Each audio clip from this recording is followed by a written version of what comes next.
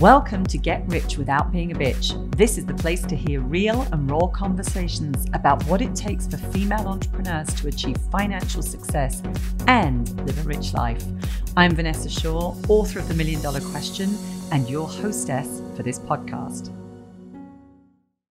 So, Sam, I'm just so excited for our conversation today. Me too. I'm like a giggling schoolgirl, right? It's like, we're recording this on a Friday afternoon. I was out on the tennis court this morning and I knew I had you on my calendar today. And I just know that we're just about to have the juiciest conversation. And so thank you for joining me on the podcast today.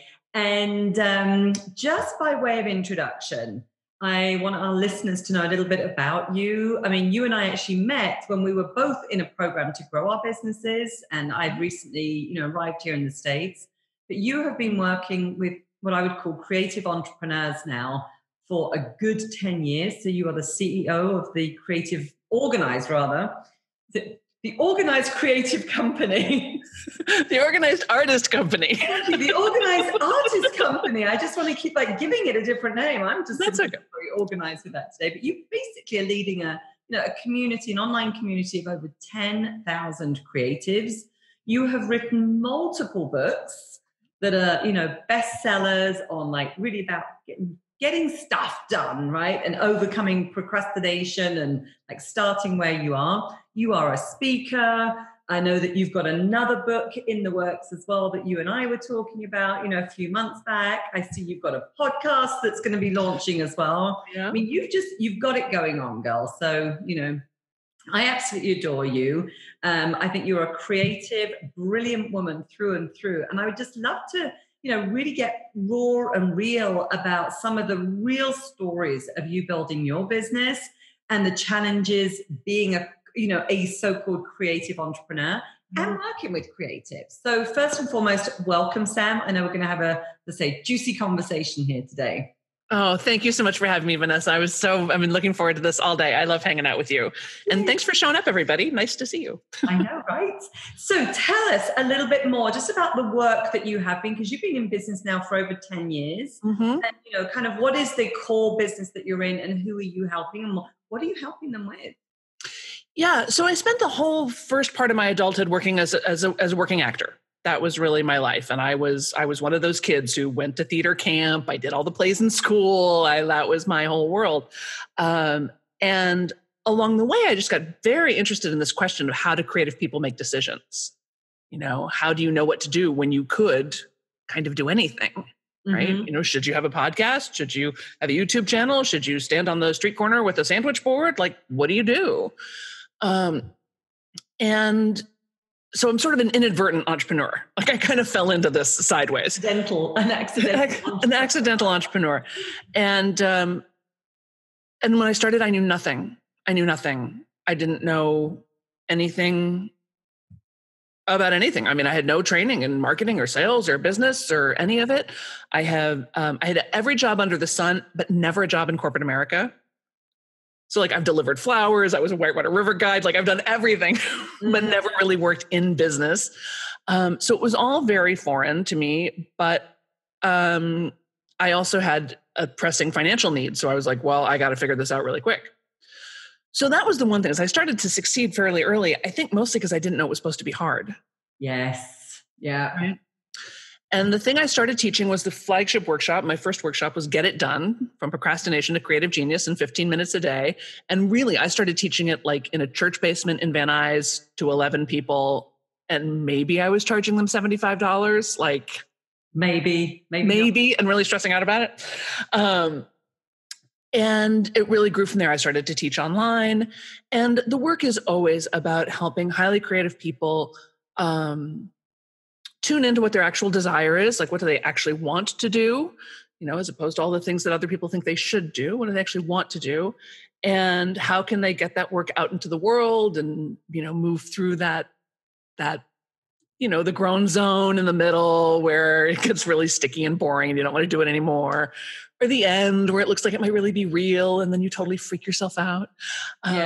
Or the end when you're like, hey, is this really what I want to be doing? Yeah, maybe I should go do this other thing. Look, I have a new idea. Yeah, perhaps go over there instead. Yeah. Yeah. So it's really been about helping creative people get unstuck, whether it's just from inside of their own selves to get their lives more creative or to get their work out into the world and get paid for it. So before we go on, let's just define what you mean by creative. Right. In terms of, and how your people kind of define themselves as well, because I've had some very interesting conversations over the years about creativity. And for me personally, not considering for a long time that I was creative until somebody pointed out to me, well, Vanessa, you built a business from nothing. Out of thin air. Do you not think that's creative? I was kind of like, well, you probably got a point. Right. So the first thing is creative is not the same as artistic. Creative is not the same as artistic. And somehow in the world, there seems to be a collapsement between those two things. And there's a lot of people like you walking around going, oh, well, I'm not creative, simply because they're not artistic. Absolutely. Yes. But there's lots of highly creative people who are not in the least bit artistic. And frankly, there's a fair number of artists who are not really that creative. I've worked with some of them. I can tell you this. So for me, everyone is creative. Everyone has at least one or two sort of zones or areas of creative genius. It can be a little hard to tell what they are, though, because they're so much a part of you, you sort of don't notice that you're doing it. But it's sort of the area where you have a natural interest, you're naturally adept, and you have a natural interest and ability to problem solve in this area. You actually sort of like solving problems in this area. Like it's fun for you. And a way to think about it maybe is that if somebody, woke you up at 3 a.m. and said, hey, we're going to go do this thing. Do you want to come? You would be like, yeah. Oh yeah. Where are my shoes? Yeah. Like you'd be excited at any time. So everyone has at least one or two of these. Highly creative people, which make up about 10 to 15% of the population and almost 100% of my list, have multiple zones of creative genius. So we're good at a lot of things, which sounds great, except everybody thinks then you're flaky or a dilettante or can't focus. And no, good at a lot of things. Have a lot of ideas all the time. Very interested in nuance and gray area. Not very interested in black and white orthodoxy thinking. But that also means that we will overcomplicate a paper bag. Right. Love that description. Not super motivated by money or prestige or good grades. Sometimes we are, but it's more the opposite. Like we'd rather quit. We'd rather starve than stay in a job that we thought that we hated. So there you go. That kind of leads me to, this part that I'm just really curious about, right? Is kind of, and in the money part, and particularly, for this podcast, there is, we are talking about money. We're talking about rich. We're talking about getting rich in a bigger sense of the words. But for me, I've always said there are two reasons a business exists. Number one, to add value, right? If we're not adding value in the world, which really and truly comes down to problem solving, right? We've got to be, solving a real problem for people. And secondly, a business exists to generate money. That's right. And a profit, right? Specifically a profit. Now, I know that in the early days of myself being in business, I was all about, I just want to make a difference. I want to do meaningful work, right? Now, I would never even use the term add value back then. And my eyes were never on that the money side of things, right? And again, could come into my story later until it kind of, bit me on the backside. And I realized I really had to focus there. But as you say, in your audience, a lot of those people aren't motivated by money, status, and perhaps reputation. So how do you help them kind of marry this, like adding value in the world as a creative and actually running a business that's going to be thriving and support them? Yeah, that's really the heart of the challenge, isn't it? Because we're talking to people who, first of all, don't know they're in business. They don't think of themselves as being in business. They also have been told by the culture over and over and over again, well, you can't make money doing that. You can't make money as a writer or as a poet or as an actor or as a, deep thinker. There's no money in that. Well, in fact, there's a lot of money in all of those things, right? If you do it right. Or of having this patchwork, resume, what do you're a yoga teacher and then you trained as a plumber and now you do stained glass. What are we supposed to do with this? Well, again, there's a lot of money in this multiplicity of talents if you do it right. But you get an ongoing cultural message that says you can't make money doing what you love. And then finally, there's also, I think, a little bit of moral high ground, that like, I'm too I'm too pure for my, like, no, I'm just interested in the art. I just want to help people. I don't care about the money. And I say like, well, yes, and certainly money's not the only thing. It's not about the money, but it's not about the money either. And this is why I think so many entrepreneurs, whether highly creative or not, and I think most entrepreneurs are highly creative people, they get stuck and there's all the statistics about how many businesses fail. I don't think they fail. I think they get exhausted from spinning their wheels doing work that doesn't move the needle. They don't pay themselves enough and they get discouraged. I mean, who wouldn't? Totally. They just quit. Exactly. Kind of, it's basically burnout or go broke, right? I mean, because that's typically what happens, and it's after a while. I mean, it's wonderful to have these gifts and talents, but we've got to be able to monetize them, because unfortunately, passion alone doesn't pay the bills. Right. And so with my people, just in terms of communicating with your target market, right, I can't really say have your first 6-figure year or even earn 10K a month like that. They don't. No, don't do that. You get a lot of friction on that.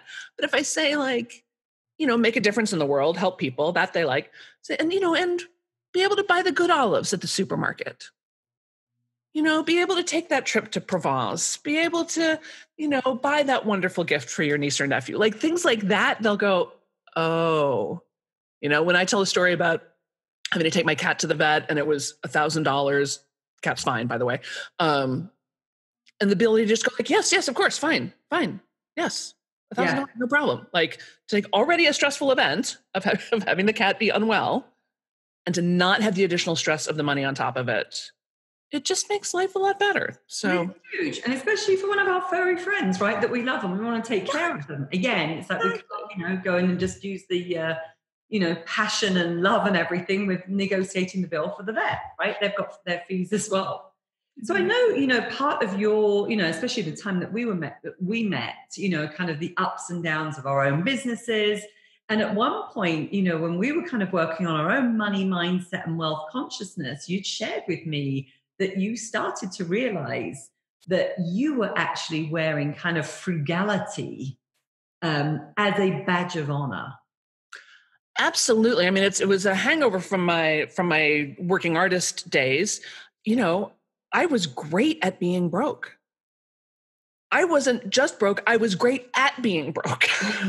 I clipped coupons. I shopped at thrift stores. I handmade all my gifts. I never spent anything on anything, anytime. And I could really, I could make a nickel go a month. I could, I can do almost anything with rice and beans. Anything. It's amazing what I can do with rice and beans. And when you again start to feel that sort of moral superiority of like, oh no, I don't need that. And for me, there was a whole emotional side of that as well, that I had emotionally been sort of saying, no, I can survive on crumbs emotionally. And so there was a real correlation for me about starting to stand up for what I wanted and needed as a person and what I wanted and needed financially, and learning, when I finally got real about money and like started to really, learn about it and ask some hard questions and be like, there's this whole thing in the culture, like money's scarce or it's hard to come by, or you have to work really, really, really, really, really, really, really hard. And then maybe you can have a little bit of it. And I'm like, that's just not true. That's just not true. There is no shortage of money anywhere. Like, look around. All kinds of people spending all kinds of money on all kinds of things all the time. So what was it? I mean, in those early days, how was that, as you said, like wearing the frugality like a badge of honor? How was that impacting your business back then? Well, what happened is I ended up, I was a marketing savant, sort of an email marketing savant. I didn't really know how good or bad I was at it because I had never really seen anybody do it. And it turns out I was really good at it. So I amassed a fairly large list pretty quickly, and I would send them all kinds of stuff and they'd email me back all the time. Like, we had this great conversation going and I really loved the community. And I realized that I was way more interested in their love than I was in their money. And I was concerned that if I started to charge more or make more sales, that I would be risking that love. So that meant like free thing, free thing, free thing, free thing, free thing. Hey, did you want to buy something? You don't have to. Let's talk about something else. Okay. Like that was my sales cycle. Exactly right. So like avoiding the money conversations completely and over-giving. Totally. Of things. Yes. Exactly. So, but then realizing I wasn't able to articulate this quite this way until fairly recently, but what I hadn't realized was two things. First of all, you're always getting paid in the currency you're asking for.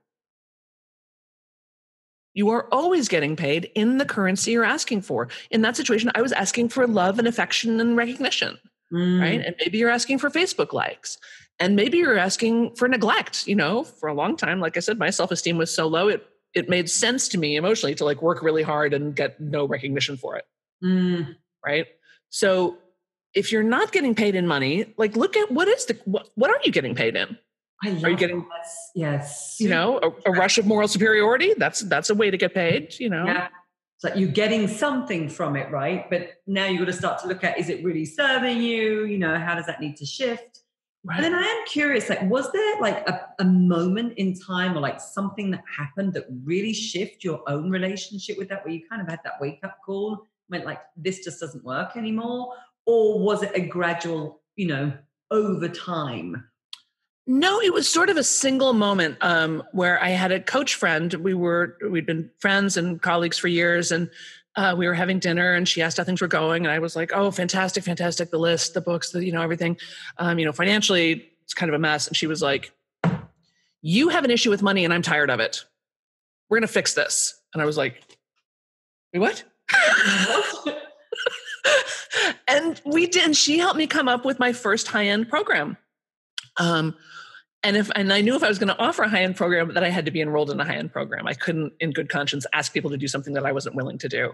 Totally, yeah. So, and that action of investing in a high-end program was one of the most powerful actions I've ever taken. I don't think I had ever said to myself, "You're worth it. Your work is worth it. Your people are worth it. You don't know what you don't know. You have to get in a room with people like Vanessa who are up to big things, And my little Midwestern girl self was like, "I'm sorry, we're paying what for what now?" Yeah, of course. I mean, it was more than I had ever paid for anything, including college. I mean, anything. Yeah. But it was so galvanizing because I didn't have a 401k. I didn't have a budget. I didn't have any, I had to make that money back before the American Express bill came. What a great friend though, right? I mean, first, somebody that really cares for you to like really, just call it out, right? And say, I'm calling you out. And not only that, but like, let's dig in and help you. And as you say, like design that program. And as you say, right, you've got to be in integrity. That's what I think in business, especially in the kind of work that you and I do, which, if it's kind of coaching or consulting or expecting people to kind of step up in some way, we've got to be in integrity. Like, do we walk our talk? And are we role models, right, for what we're asking other people to do? And we have to experience like the discomfort, as you say, of like investing in yourself at that level, because I am sure, and I actually remember, funny enough, and it wasn't then, by the time you and I had met, I'd been playing that game for a while, and I knew that I actually had to invest in myself. I've always said, at the end of the day, I am, as the leader of the business, I am the most valuable asset right now. And so therefore it makes sense to invest in me and get the coaching and the mentoring and build those skills and everything. So I've been playing, that game for a while. I remember the day though, when I decided to invest at a higher level to work with a mentor that I really wanted to work with more closely, and saying that yes. And at the time, same thing, I didn't know where the money was going to come from. It was like a big leap. It was like, well, I'm going to, make the decision and the commitment, and then I'm going to make sure I do the work. As you say, the bill's going to come in and I've got to, do what I need to do. And I walked back into that room, Sam, and actually there was a bunch of women sitting down on the table with me, and they said to me, Vanessa, you literally look like you have just grown 2 inches. Right? It was that feeling of, I'm giving myself permission, right, to do this and to really say, I believe, I believe in myself, right? And I value myself. I value my goals. I value the community that I want to, that I'm serving. I value the business that I want to be building. I value the future that I'm creating, right? Enough to say I'm actually going to invest in it. Yeah. And at the end of the day, cash is, let's face it, it's it's not the only currency of commitment, but it's certainly a big one. It's certainly a big one. And that understanding that, again, giving up on some of the self-sufficiency disease too, this, being willing to say, I don't know what I don't know. What am I going to learn from this mentor? Well, I'm not entirely sure, but I can tell you, I know that if I keep doing what I've been doing, I can tell you exactly the results I'm going to get because it's exactly the same results I've always gotten. So if I want something different, I'm going to have to do something differently. So for the girl that was, has been very adept at, as you say, making beans and rice go a really long way. And, really, as I say, living that frugal, which at the end of the day, these are fantastic skills, right? Because it does mean you can be, very skillful in that area. If you ever hit hard times or for whatever reason, those skill sets are always going to be there. And I like beans and rice. Actually, it's funny enough, even though you said that, so do I, right? I've got a vegan daughter and beans and rice are quite a staple at times. Yeah. But I am curious because you did share with me when we met recently in Phoenix, the 10th year anniversary of your company, you decided to spoil yourself, indulge yourself in something, a very special gift that you would have previously never, ever done that. Like the version of Sam that I first met would have never done that. Never. Tell our listeners kind of what it was and what it's done for you. Yeah. So I will say that one thing that's sort of hanging around my head about the shift from never making any money to making pretty good money pretty easily was also the realization that undercharging is a lie. That when you are undercharging or not charging at all for what you do, you're lying to people. You are misrepresenting the value of what you do. Mm-hmm. In the same way that if we overinflated the value of what we do, that would be a lie. We all recognize that as a lie. That's so true. Yes. Right? Yeah, totally. Same on the other end. Right? So it's so true. I love that. I've never thought about it that way. It's true that on the upper end we go, that's misrepresentation. But yeah, on the lower end it's really undervaluing. Yeah. And it doesn't communicate the value to other people of what it is you're doing. Like it's flat out misrepresentation. It's a lie. Yes. So yes, last year was the 10th anniversary of the Organized Artist Company. And as the CEO, I felt that it was important to recognize the contributions of the CEO to the Organized Artist Company. And so I decided to get myself a pair of Gucci loafers. Now, I've been obsessed with these loafers since I was old enough to know what shoes are. I don't know why. I think they're so cool, but I just think they're so classic and so great looking. And I don't know. I just was fascinated by them. And they're not the most expensive shoes you can buy, but they're certainly more expensive than they're average. Kind of up there. Yeah. Yeah, they're up there. And moreover, I was on my way to teach at a retreat and I really wanted to wear them at the retreat, but I was running way behind. And I thought, I'm not going to have time to pick them up. And then I thought, wait a minute, this is Nordstrom we're talking about. So I call over to Nordstrom and I'm like, hey, you guys have the thing where I can just buy the thing and then you'll meet me outside, right? Because I knew what size I was because I tried them on a million times, no doubt, to test them. I would go and visit them. Hello, shoes. Nice to see you. Stroke them, admire them. Yes. No, I'm not drooling on your shoes. I have to go. And sure enough, they said, well, yes, Miss Bennett, we'd be happy to do that for you. And so sure, I pull up in front of the Nordstrom and here's this very well-dressed young man with a bag for me. Here you go, Miss Bennett. I pull off in the car I'm such a badass. And yes, I was definitely a moment. That and flying first class on my book tour where I was like, take a picture of this because 15 years ago, I would have said, not possible. Not even in the realm of possibility. And I love those stories, right? Again, it's all about the symbolism for you at the end of the day, right? It's kind of, it's really what it does for you. We had a client in our program, an amazing woman. I mean, in fact, we'll probably have her on the podcast as well. She just does some amazing work in the world. And one of her things was, again, that next kind of financial glass ceiling was about her giving herself what she really wanted as the CEO of the business. And when I dug into it, she revealed that she really wanted to get, it was something like a red Michael Kors purse. And, people in the room, there were some people in the room that were like, just go get it. You do it. And other people were like, what? Like, why? Again, very personal. And you could see it just meant so much to her. She had, had this image of this in her head for years and had just never given herself permission to say, hey, I've been working really, really hard on my business. She had quadrupled the size of her business. I mean, really doing some amazing things. She's also a national speaker. And it was about giving herself permission. And, once she did that, I mean, she then went on to have one of her highest months as well soon after that. It's like the purse, she said, just completely elevated her game again to another level. Exactly. And I think there's a real subtlety here that I think is worth pointing out, because it's not just dress up like a fancy person and, put on something that you're not. I am not a fancy person. I do not have a fancy life. But to pick the things that are meaningful to you, right? That person meant something to her. Those loafers meant something to me. They were part of my history. They were woven into me. It wasn't just some random status symbol.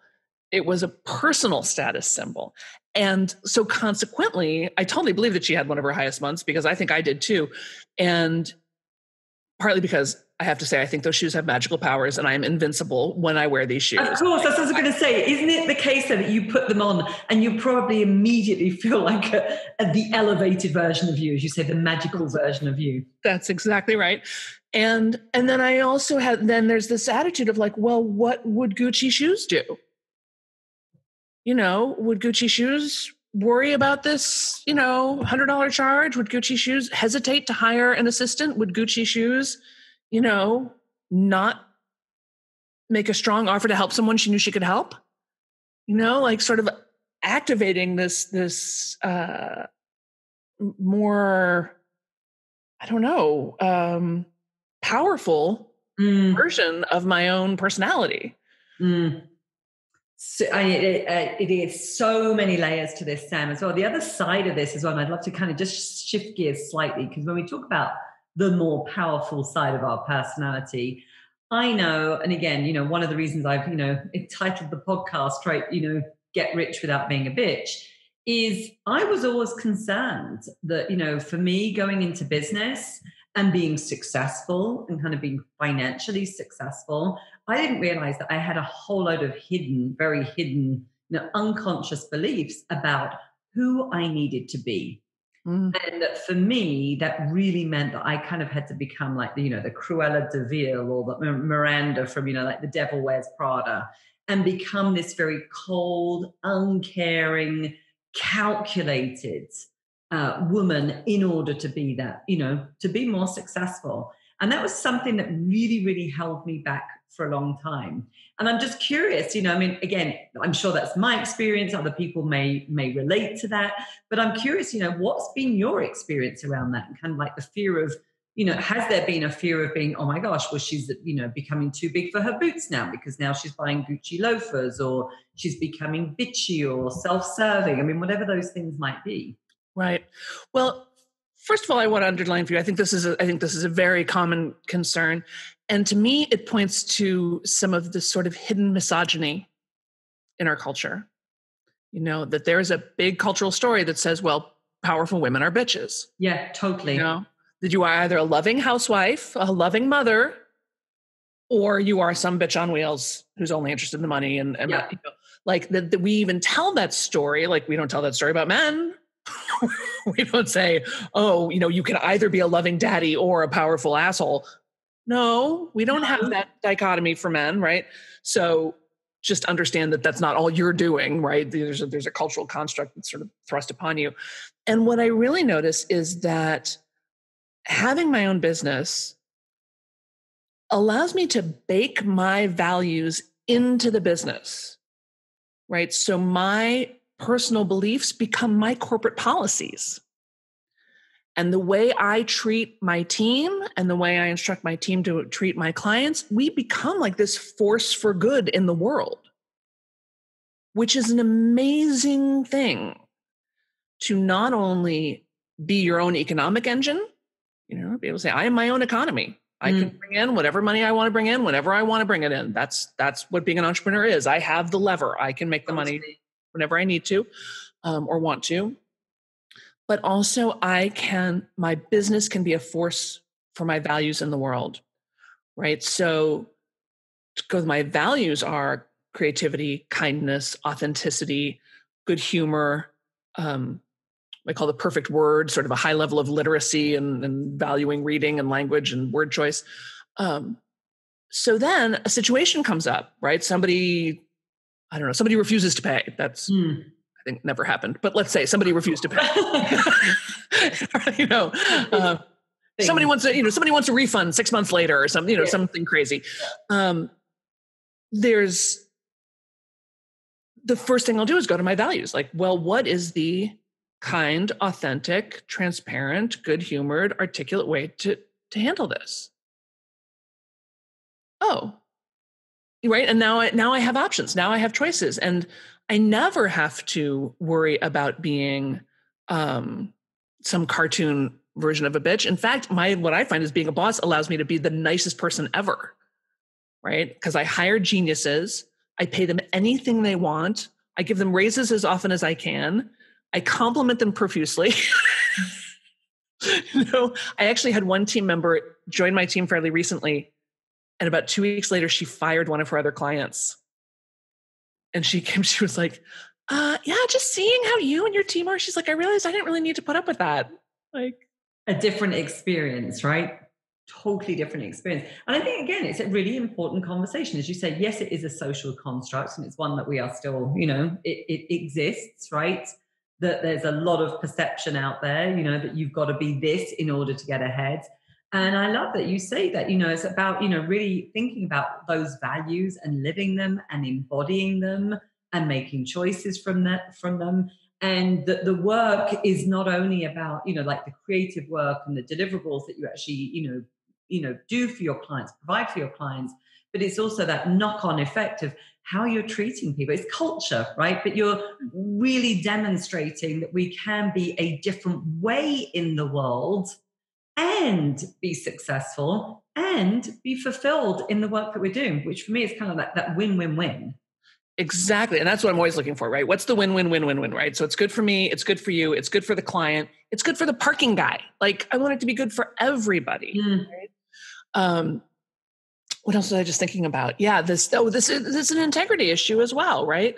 Because I don't want to point any fingers here in the personal development industry, but there are quite a number of people out there who are out there preaching one way of thinking. They're talking kindness, they're talking abundance, they're talking, integrity. And then behind the scenes, they're not paying their bills on time. They do have a ton of refunds. They do, not fulfill their promises. They do treat their team like crap. It's like, you really, as you were saying earlier, you have to be the person that you want to be. If you want to have people pay your bills on time, you have to be the person who pays your bills on time. Yeah, absolutely. Otherwise, it's always going to come back and bite you.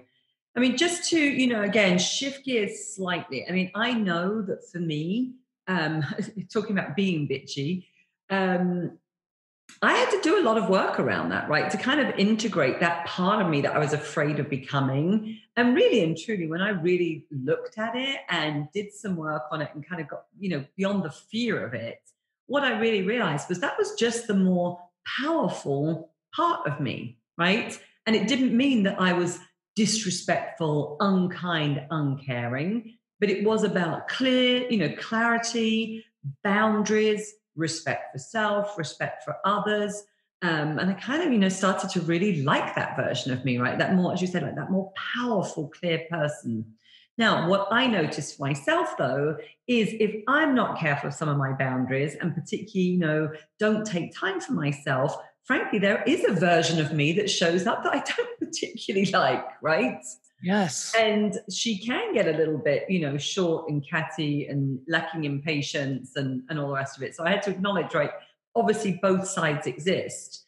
Now, so for me, self-care has also been a really important part of my journey, and investing in that and kind of having my own practices so that I feel integrity with who I want to be. And I'm constantly showing up as the best version of myself. Now, I know you have spoken quite publicly, probably more so in the last year or so, about your own struggles as well with, depression.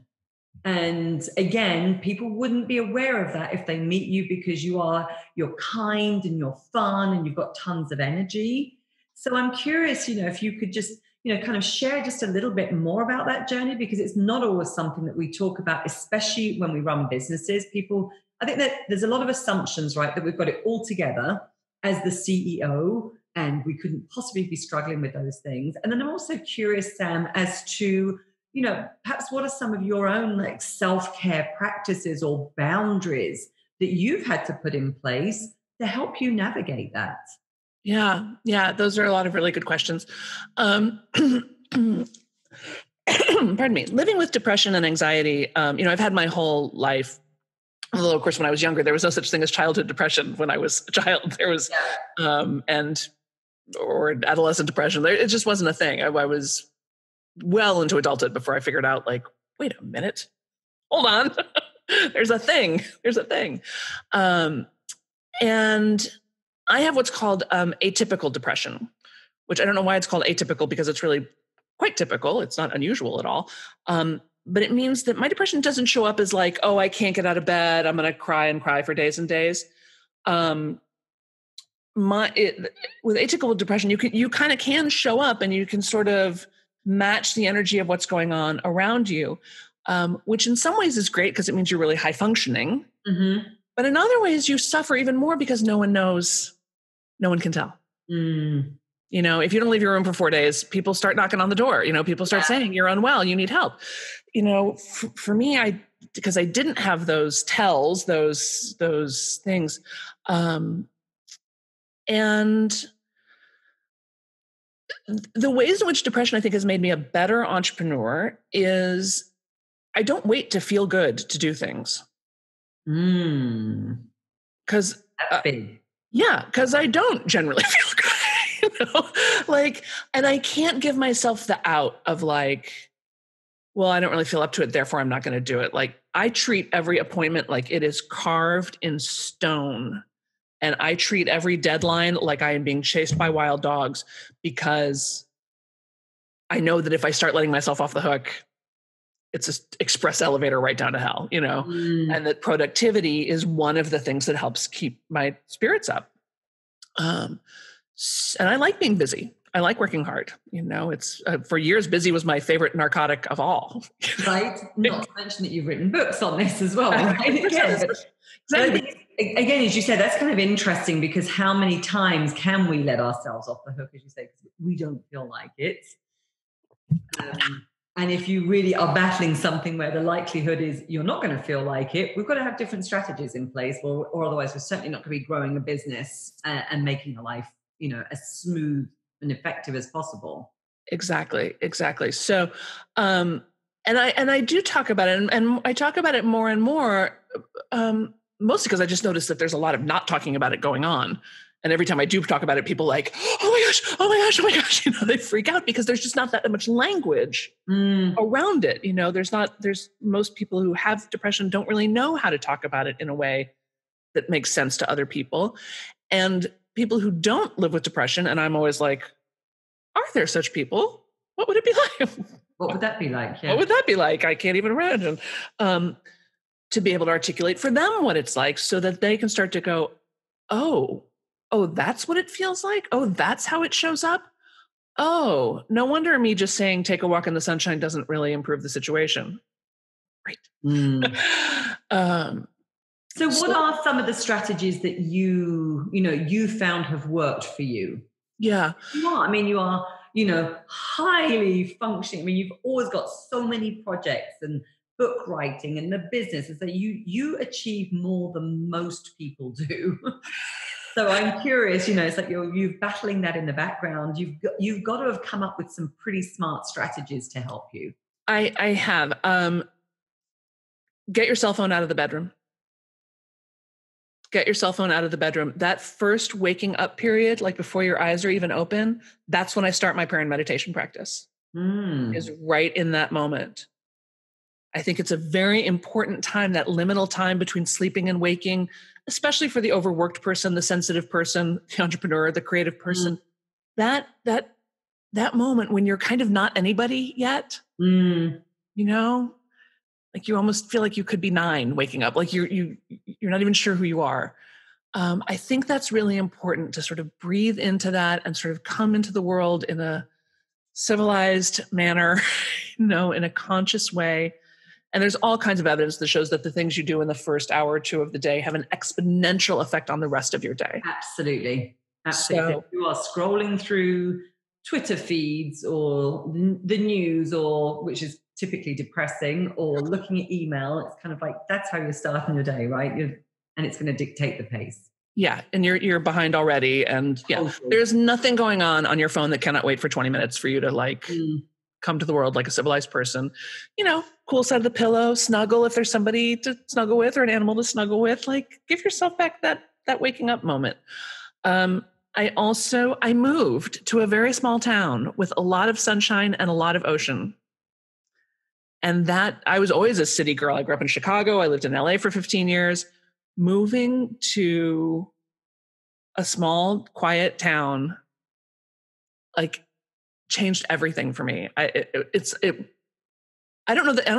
sure the soulmate thing is really a thing for people. I think that's kind of bullshit, but I think it might be a thing for places. Right. A soul place. A place that speaks to your soul. Yeah. I look out the window and I just swoon. I love living here so much. So I think that made a big difference. I also, and I'm super smug about this, I do CrossFit, which is really, really hard. I was getting interviewed the other day, and it's the same thing that I was really smug about doing CrossFit. My friend who was interviewing me said, "Isn't everybody who does CrossFit really smug?" I said, yes, we're worse than vegans. We're terrible. Actually, it's true. It's a little bit like the vegans. You always know a vegan because they tell you. You always know people that are going to CrossFit because they tell you. We're insufferable. We're absolutely insufferable. But I go because there's a lot of reasons I go, but one of the reasons I go is because it reminds me of the person I want to be. Whenever I don't feel like going, which is almost always because it's incredibly hard, I think to myself, I can do hard things. And then that makes me go. And to go into that room, and I'm terrible at it. There's a few things I'm good at, but mostly I'm terrible at CrossFit. And you can imagine, just even from this little bit of time together, how much I love being the worst person in the room at something. Exactly. This is what brings out the not very nice part of my personality, right? Is I'm like, how come I don't know how to do this yet? All my perfectionism, all my drive, everything kicks in. And she realized, like, Sam, this is how your clients feel. Totally in the deep end, completely out of their comfort zone, very confused by what's going on. And like, they're pushing themselves as hard as they can and not really getting anywhere. Like, be in that feeling, be in the beginner's mind, be in the challenge of that, be in the hard work of that. But also, I think there's just a huge medicine in sweating. Oh, totally. The toxins, physical, as you say, physical activity, getting that heart rate up. I mean, it is very healing. Yeah. And I know that for me, my thing is the tennis court. It's hiking with my dogs, it's power walking. I have been getting back into the gym recently as well. And strength training, I'm telling you what. I tell you what, Sam, and again, it's one of those things, I'll resist that one, really resist. I never have to resist going on the tennis court. Like, that's just so easy. I never have to resist walking my dogs or out in nature. Going to the gym is a different story. And yet there's that part of me, I'm like the little kid that's got in there. And I'm like, once I've resisted it, and I go in there and I'm kind of like, I don't want to admit that I'm enjoying it. Right? But as you say, it's that, sense of accomplishment and doing difficult things. I love that you said that, again, it's that sometimes we do have to push ourselves to do difficult things. And there's a lot right now in our culture, which can be around do all those things that you enjoy. And if it feels difficult, then it's the wrong thing for you. And I don't always agree with that. Now, I'm not sure we need to surround ourselves with difficult things that don't feel right the whole time, but there is a real sense of, you say, pushing ourselves outside of that comfort zone, right? And building the discipline of doing difficult things, because there's a lot of difficult things that we don't want to be doing in the business, yet we have to take it to the next level. Exactly. And when you start to learn that you can count on yourself to show up, that you can count on yourself to do your best and push through even when your best isn't very good, And the other thing too, the other way I sort of really want to reframe self-care is, the magazines love to talk about self-care, like get a mani-pedi, have a spa day with your friends. Spa. Yeah. That's not, that's not my favorite way of, that doesn't feel caring to me. That feels annoying. Mani-pedis are annoying to me. But when you are the entrepreneur, you are the engine pulling the train. If you are not in tip-top condition, there is no business. So it stops being optional. It stops being like, oh, when I get to it, it stops being, oh, I don't have time to take a nap. I don't have time to work out. I don't know. You have to have time to take a nap. You have to have time to work out. You have to have time to socialize with your friends and remind yourself that you're a normal person-ish. You have to, you have to have date night. You have to have all the things that make your life full and rich and matter so that you are showing up nourished. And it's all energy, right? I mean, that's where I look at self-care. I mean, I happen to be the girl, I do like the mani-pedis, right? You and I are very different in that. Yeah. Having said that, it's actually not my favorite thing to go and do either. I do actually find it quite annoying at times. But I think of it all, it's the energy, right? It takes a lot of energy to run the business. We're in small business, so we're typically wearing multiple hats to run a business and then to grow it as well. It's two different things. Yeah. So take it to the next level. It takes a lot of energy. And for me, I see all of that, as you say, self-care. I think there's a lot of misunderstanding around really what it is. And we tend to see it as the rewards, right? Oh, we have a little day at the spa and it's a reward. And then we don't want to ever give ourselves that because we can feel guilty. Whereas I think I see it in the context of how am I going to energize myself, keep my energy high? What are those things, that drain me that I really don't want to be doing too much of because then I'm really depleting my stores? But what are those things that ultimately give me better energy? Because now I can, I'm going to show up a lot more present and productive to my work. Yeah, exactly. And what you're saying before, that person who, when we allow ourselves to get overtired, too hungry, too angry, too lonely, too tired, too thirsty, and we think, oh, I can't possibly, do any of the things that take care of myself because that would be selfish. I don't have time for that. Well, that's actually selfish because now you're showing up in the world exhausted and stressed out and with no sense of humor, and the rest of us have to deal with you like that. Yeah. And that's the bitchy side, right? That is the bitchy side. That's when I go, you know what? I am showing up bitchy right now. I don't like this version of me. And I agree with you that probably other people don't like it either. Well, and especially for women who typically have the second shift, right? Because not only are we running the business full time, but now we've got to also cook dinner and plan for the birthday party on Saturday. And oh, by the way, there's a family trip coming. And oh, wait, you need new socks. And all the emotional labor of running a family, even if it's just you and your partner, that typically falls on women. So we can get like role overload, like, okay, I'm a little tired of being in charge all of a sudden. But yeah, we need to stay replenished, because when you show up, when you spend time on your creative projects, you spend time, on your health and well-being, you spend time in communication with whatever spiritual thing makes you feel great. Then you're showing up with a light in your eyes. You show up calm, you're not so reactive, you can listen better and have good ideas. I was so proud of myself recently. We had a launch that a team member sort of took control of. I kind of said, you know what, you run with that. And even profit participation, go ahead and, make that work. And it tanked so badly for a number of reasons. And I was so proud of myself because I was like, all right, well, that's an interesting result. And she and I had to talk about it. And then the next day we had the team meeting and I was like, okay, so that went over like a lead balloon. Epic fail. Well done. Now we know what doesn't work. Like, we tried something new. It didn't work. Moving on. Yes. Next.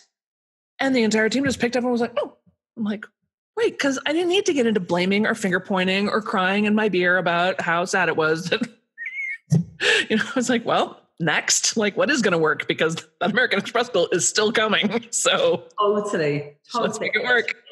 But again, you're not in a good place, or we're not in a good place. Those things are going to happen. There's always going to be things that fail, that tank in business. And then we react completely differently. Exactly. I'd love to, just by way of closing, Sam, the truth is, you and I mean, listen, look at the subjects we've covered today. And we said we were going to free flow this, from creativity to bitchiness to money stuff to self-care, to, depression. I mean, there's just so many different things in this. I'd love to ask you, just by way of closing, like, if there's one piece of advice that you would give to either your younger self or frankly a younger woman, like that's in those early stages of business, that perhaps you wish you'd received yourself and didn't, what would it be? Oh, that's an interesting question. Well, one thing I always have done, even as a much younger, even starting when I was in college, is I write out by hand all my budget every month, my monthly expenses. So I always have known exactly what my numbers were and how far in debt I am or I'm not, And I think that grounding, I mean, even when the numbers aren't pleasant, like the fact that I have to do it by hand because I'm not very good with numbers. So like if I don't write it by hand, I sort of don't get it. So that's one practice that I would sort of recommend that I already do. I think, one question that really sort of blew my mind the first time I heard it is if you think, well, if there's some young woman fresh out of art school and she makes a painting and she charges $500 for it, what's your feeling about that? Charges $5,000, what's your feeling about that? If she charges $50,000 for it. My dog's going crazy in the background here. Hi, Winston. Hi, puppies. That time of day, we're just going to this is the imperfect podcast. That's right. I'm surprised where the cats hasn't shown up. Right, they'll all show up in a minute, yeah. Right, like, what is my opinion about a young woman not just out of art school who's charging $5,000 versus $500,000? And just sitting in that question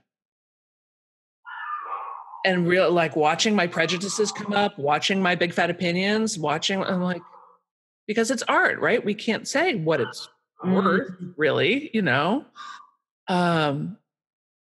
So that's, I would urge that. I would urge a younger version of myself or a younger version of somebody else to open up to this idea of worth and value, because you're not charging what you're worth. This is a phrase that really drives me nuts. Oh, I know. Charge what you're worth. No, your worth is intrinsic. You're charging what your services are worth. What is it worth to them? What is it worth to somebody else? That's right. It's not what it's worth. You have intrinsic value. We don't look at roast-boiled babies and say that baby is worth more than that baby. Your worth. So true. And as you say, that it's, I think we can understand that a little bit more in the art world, where we do sort of say there are those paintings that there are people that are willing to pay crazy prices for.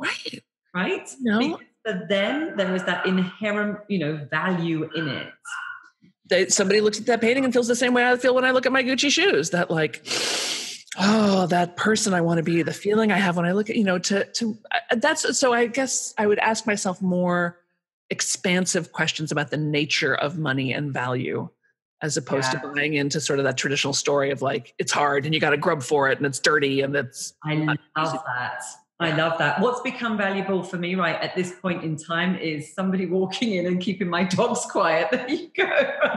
Right? Any amount of money. Any amount of money, whatever. But I love that. I think that's a really great way, frankly, you talking about that makes me think that was a big journey I had to go on to disassociate my personal kind of, value from the services, because I do it, it's a service and it's not a tangible product that I've made and I'm kind of, handing over. That was a big journey to really, disassociate that in a way that, it wasn't about charging what I'm worth. And unfortunately, there was so much of that conversation that was very prevalent when I was starting out in business that it really got it into my head. And I think I was one of the ones that I kind of came out after a while and said, what is this about charging what we're worth? We are, as you say, we're all inherent, intrinsically valuable in this world as human beings. And if we can disassociate it and start to see it, that, the worth of our services to the person that is looking to invest in them or buy them, it's a much easier conversation. And I certainly wish I'd learned that. That would have been one for me. Had I learned that earlier on in business, I would have probably saved myself a little bit of heartache.